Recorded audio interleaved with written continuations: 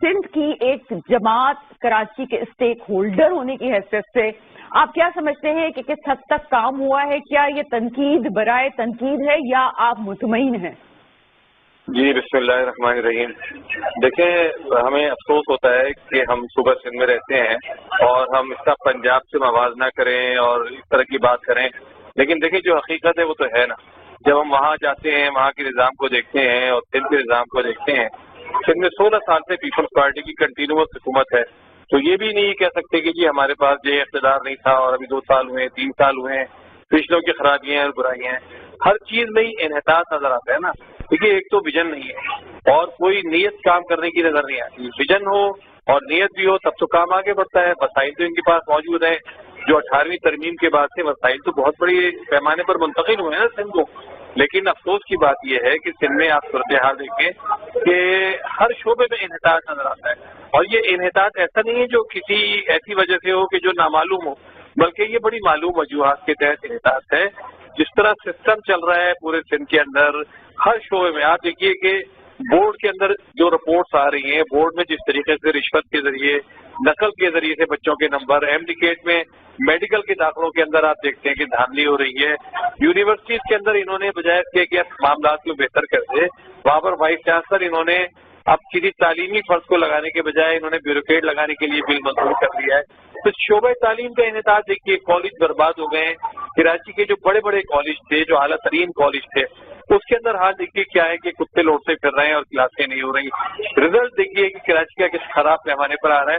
اچھا انٹیریئر سندھ کا رزلٹ آپ اگر مقابلہ کریں کراچی کے رزلٹ سے تو زمین اور آسمان کا فرق نظر آتا ہے، لیکن اگر حقیقت میں ٹیسٹ لے رہے تو اندازہ ہو جاتا ہے تو بے ایمانی ہو رہی ہے. اسی طرح یہ جو تعمیر و ترقی کا شعبہ ہے، اس میں آپ دیکھیے کہ کراچی کے اندر کیا بدترین صورتحال ہے. پورا کراچی برباد ہوا ہے. اصل میں اتنے بڑے پیمانے پر کرپشن ہے. خود ان کے ابھی ایک یوسف بلوچ صاحب جو ان کے ایم پی اے تھے، انہوں نے خود یہ کہا کہ 20 لاکھ اگر روپے ہوں تو صرف 4 لاکھ روپے ٹھیکیدار کو ملتے ہیں کام کرنے کے لیے. حقیقت میں یہ صورتحال ہے. اس طرح کے افسران کو تعینات کیا گیا چن کر جو انتہائی کرپٹ ترین ہے. اچھا تجاوزات کے حوالے سے وزیر اعلیٰ صاحب اعلانات کرتے رہتے ہیں، لیکن ڈھونگ ہے، سارا کا سارا ناٹک ہے.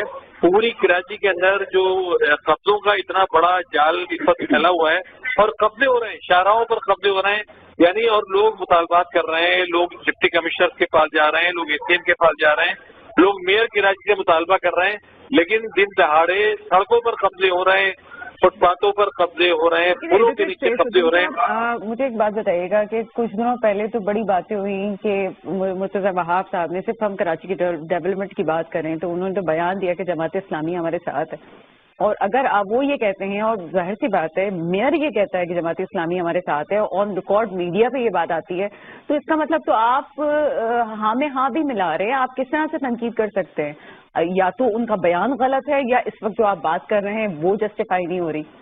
کی بات یہ ہے کہ مرتضی وہاب صاحب دیکھیے 1 سال پہلے ایڈمنسٹریٹر رہ کر گئے 1.25 سال اور اب 1.5 سال سے میئر ہیں. اچھا کہنے کی بات یہ ہے کہ جماعت اسلامی ہمارے ساتھ ہے. ہم کس طرح ان کے ساتھ ہیں؟ ہم تو ان سے یہ کہہ رہے ہیں کہ جو ترقیاتی منصوبے ہیں اس میں آپ ہم کو اعتماد میں لیجیے، اس کو ٹاؤن اور یونین کونسل کے ساتھ مل کر اس کو کام کروائیے. ہو یہ رہا ہے کہ اربوں روپے کے ٹھیکے دیے جا رہے ہیں، اربوں روپے کے ٹھیکے مستقل اخباروں میں چھپ رہے ہیں، لیکن کام کہیں ہوتا نظر نہیں آ رہا. میری مرتضی وہاب صاحب سے 2-3 ملاقاتیں بیچ میں ہوئی. اس وقت میں نے ملاقات میں ان سے یہ کہا کہ مرتضی وہاب صاحب اگر آپ کام کروانا چاہتے ہیں، کرپشن کے نظام کو ختم کرنا چاہتے ہیں، جو گراس روٹ لیول پر جو نمائندے ہیں منتخب ہوئے ہیں ان کو آپ اعتماد میں لیجیے، لیکن ان کو اعتماد میں نہیں لے رہے. اسی طریقے سے دیکھیے اس کے اندر دھاندلی ہو رہی ہے کہ صرف پیپلز پارٹی کی جو یونین کمیٹیز ہیں ان کے ٹینڈر جاری کر رہے ہیں. جماعت اسلامی اور پی ڈی آئی کی جو 100 سے زیادہ یونین کمیٹیز ہیں اس کو کوئی کام نہیں دیا جا رہا، ترقیاتی فنڈ نہیں دی جا رہے. ان کے جو ٹاؤن ہیں اس میں بدترین صورتحال ہے کہ وہ جماعت اسلامی کے ساتھ انتہائی تعصب کر رہے ہیں اور اپنے جو علاقے بتائیے گا کہ پھر جو آپ کے ٹاؤنس میں کام ہو رہا ہے، جو مطلب کچھ جگہ تو میں نے دیکھا ہے کہ کام ہو رہا ہے، خاص طور پہ ابھی کچھ دنوں پہلے جو ریسنٹ آپ لوگ نے عزیز آباد میں بھی کافی کام کرے، وہ پیسے کہاں سے آ رہے ہیں آپ کے پاس اگر سندھ گورنمنٹ آپ کو پیسے نہیں دے رہی ہے تو کے ایم سی کے پاس بھی بے تحاشا ہے، پیسہ تو سندھ حکومت کے پاس بھی بے تحاشا ہے، لیکن ٹاؤنس کے پاس بہت کم وسائل ہیں کیونکہ ٹاؤنس کو صرف او ڈی ٹی ملتی ہے تنخواہوں کے لیے یا جو ان کے اپنے وسائل ہیں. لیکن جماعت اسلامی میں چونکہ الحمدللہ دیانتداری کا ایک شاندار نظام قائم ہے، بس صلاحیت ٹیم ہم نے ساتھ لگائی ہے تو ہم نے اس کی پرائرٹیز طے کی ہیں. ہر مہینے بیٹھ کر ہم اس کا جائزہ لیتے ہیں کراچی کی سطح پر اپنے 9 ٹاؤنز کا. ان تمام ٹاؤنز کے اندر ایک پرائرٹی کے تحت ایک پلاننگ کے تحت کام چل رہا ہے. ہم نے پورے ٹاؤنز کے اندر تقریباً 38,000 لائٹس کو روشن کیا ہے اب تک. تقریباً 135 پارک ہم نے بنا دیے ہیں. تقریباً ایک بجٹ آپ کہاں سے لا رہے ہیں, کس طرح سے کام؟ یہ بجٹ میں آپ کو بتاتا ہوں. دیکھیے اس میں ہم نے یہ کیا ہے کہ جو ہمیں ٹیکس جمع کرنے کا ہدف دیا گیا ہے, جو ہمیں مدات دی گئی ہیں جس میں پراپرٹی ٹیکس ہے یا ٹریڈ لائسنس ہے, اس کو الحمدللہ ہماری پوری ٹیم کوشش کر رہی ہے کہ ایمانداری کے ساتھ جمع ہو اور ایمانداری کے ساتھ خرچ ہو. تو ہم تو یہ سمجھتے ہیں کہ کم وسائل کے اندر بھی رہتے ہوئے اگر ایمانداری سے کام کیا جائے تو کچھ نہ کچھ کام ہو جاتا ہے. ہمارے ٹاؤن ہم الحمدللہ ہم اس کو دعوے کے ساتھ کہتے ہیں کہ اللہ تعالیٰ چاہے گا تو جب 4 سال پورے ہوں گے تو آپ کو ان ٹاؤن کے مسائل تقریباً ختم نظر آئیں گے. وہ کام جو واٹر بورڈ کے کرنے کے ہیں وہ بھی ہم واٹر بورڈ نہیں کر رہا, وہ ہم کر رہے ہیں. ہر گلی میں گٹر بہ رہے ہیں, ہر گلی کے اندر پانی کا مسئلہ ہے. یہ سارے کام واٹر بورڈ کو کرنے چاہیے نا, لیکن یہ ہمارے ٹاؤن کر رہے ہیں. اب بلدیات کی دوڑ میں شامل ہونے والی ہے, بلکہ وہ تیاریاں بھی اس نے شروع کر دی ہیں. ان کا یہ کہنا ہے کہ اگر آج کراچی کا یہ حال ہے, خاص طور پہ میں کراچی کی بات کروں تو اس کی ذمہ دار اس وقت پیپلز پارٹی اور جماعت اسلامی دونوں ہیں. کیوں آپ شریک بنے ہوئے ہیں, کیوں ان پہ تنقید نہیں کر رہے ہیں؟ اور وہ یہ کہتے ہیں کہ جناب جماعت اسلامی نے ان کا ساتھ دیا ہے تبھی تو کراچی برباد ہو رہا ہے. دیکھیں اس میں ایم کیو ایم کا جو دکھ اور درد ہے وہ اپنی جگہ ہے کہ عوام اس کے ساتھ نہیں ہے. ان انتخابات میں جو قومی انتخابات ہوئے تھے اس میں ایم کیو ایم کا جو حشر ہوا ہے کہ ایک کونسلر کو جتنے ووٹ ملنے چاہیے وہ ان کے صوبائی اسمبلی کے ممبر تک کو بھی نہیں مل سکے, اور جال سازی کے ذریعے سے فارم 47 کے ذریعے سے یہ لوگ اسمبلیوں میں بیٹھے ہوئے ہیں. مطلب بلدیاتی دور میں یہ کیا شامل ہوں گے؟ ان کا اس وقت ٹوٹل ہدف یہ ہے کہ وفاقی حکومت کو بلیک میل کر کے یا سندھ حکومت کو بلیک میل کر کے اپنے ارکان اسمبلی کے نام پر فنڈ حاصل کر لیں. لیکن میں یہ پوچھتا ہوں کہ اس سے پہلے جو فنڈ ارکان اسمبلی کو ملے, ان کے ارکان اسمبلی کو ملے, قومی اسمبلی کو ملے, صوبائی اسمبلی والوں کو ملے, وہ کہاں چلے گئے؟ وسیم اختر صاحب کا دور ابھی بہت پرانا تو نہیں ہے, ابھی 2018 کے اندر تو وسیم اختر صاحب کا دور ختم ہوا ہے. پورے 4 سال کیا کراچی کا بربادہ انہوں نے کیا ہے؟ صرف روتے دھوتے رہے کہ جی وسائل نہیں ہیں, اختیارات نہیں ہیں. دیکھیے جماعت اسلامی کی یہ ٹاؤن بھی انہی وسائل انہی اختیارات کے تحت کام کر رہے ہیں نا. یہ بات تو ہم کہتے ہیں, مسلسل مطالبہ کرتے ہیں کہ وسائل بھی بڑھائے جائیں, اختیارات بھی بڑھائے جائیں. پیپلز پارٹی تمام چیزوں پر قابض ہو کر بیٹھی ہوئی ہے. پیپلز پارٹی نے آپ سوچیے سینیٹیشن کا نظام, اس کو سندھ سالٹ ویسٹ مینجمنٹ کے نام پر قبضہ کیا ہوا ہے. گلیوں میں پانی اور سیوریج کا نظام واٹر بورڈ کو پورا قبضے میں لیا ہوا ہے. جو بیسک چیزیں ہیں, بیسک سروسز ہیں جو یونین کمیٹی کے پاس ہونی چاہیے, وہ بھی سندھ حکومت کے تحت ہے. اور سارا دیکھیے واٹر بورڈ $1.6 بلین کا قرضہ لے رہا ہے, اتنا بڑا قرضہ. اور کراچی کے اندر حال کیا ہے کہ آدھا کراچی جو ہے پانی سے محروم ہے. 6-7 ہزار کی تعداد میں ٹینکر چل رہے ہیں, روزانہ حادثات کر رہے ہیں. پانی کی جو ہے ٹینکر کے ذریعے پہنچانے کی کوشش کر رہے ہیں, لائنوں کے ذریعے پہنچانے کی کوشش نہیں کر رہے. سیوریج کا نظام دیکھیے کہ روزانہ یہ حادثات سننے میں آتے ہیں کہ کوئی گٹر میں گر گیا, کوئی نالے کے اندر گر گیا. میئر کراچی نے ایک واحد اعلان کیا تھا یوپی کے لیے کہ میں ڈھکنے فراہم کر دوں گا. آج تک وہ ڈھکنے فراہم نہیں کر سکے گٹر کے, حالانکہ وہ واٹر بورڈ کے چیئرمین بھی ہیں. تو بدترین صورتحال ہے, میئر کراچی ناکام ہو چکے ہیں. میرے نزدیک ان کے اندر صلاحیت کی بھی کمی ہے, ان کے اندر بجٹ کی بھی کمی ہے. بجٹ کی بات کریں تو یہ بہت بڑا بجٹ ہوتا ہے جو اس وقت سندھ گورنمنٹ کا 1 سال کا آ رہا ہے.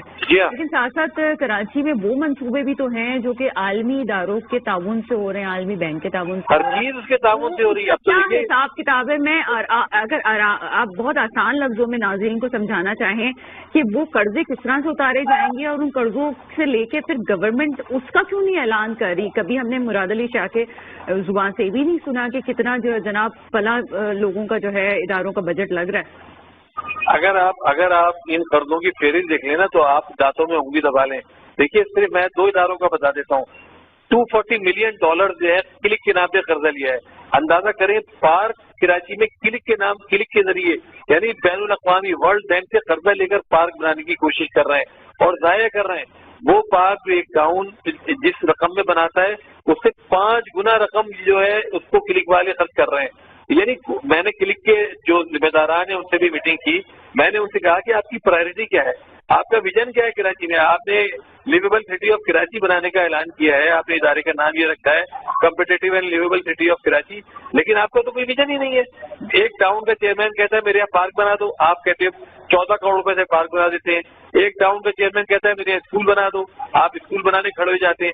یعنی آپ کا کراچی کے حوالے سے کوئی ویژن ہونا چاہیے تھا. آپ اتنی بڑی رقم 67-68 अरब रुपया आपके पास है, वो खर्च कर रहे हैं। इसी तरह वाटर बोर्ड का है, मैंने आपको बताया ये $1.6 बिलियन डॉलर कर्जा ले रहा है वर्ल्ड बैंक से, एशियन इंफ्रास्ट्रक्चर बैंक से, सिर्फ 2 इदारों का बता रहा हूँ। लेकिन आप ये अंदाजा कीजिए कि वाटर बोर्ड का कोई विजन नहीं है कि कराची में किस तरह काम किया जाएगा।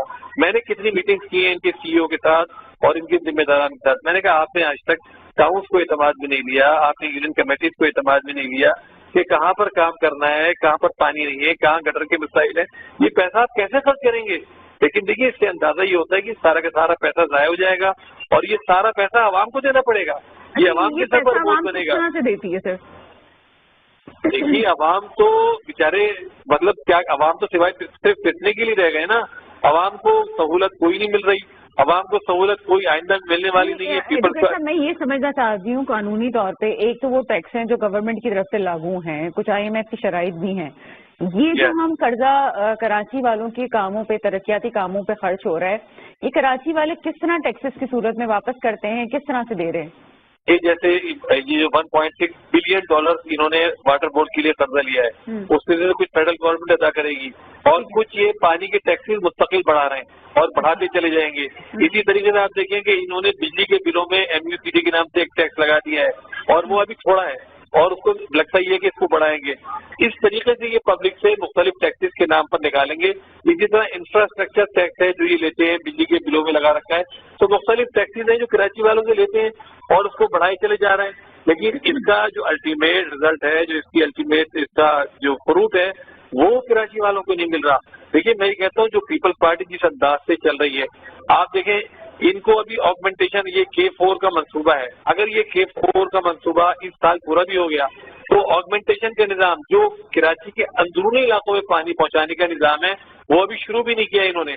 अभी ये जो सड़कें बना रहे हैं ना, इसमें जो बनाने की बात कर रहे हैं उसको दोबारा खोदना पड़ेगा।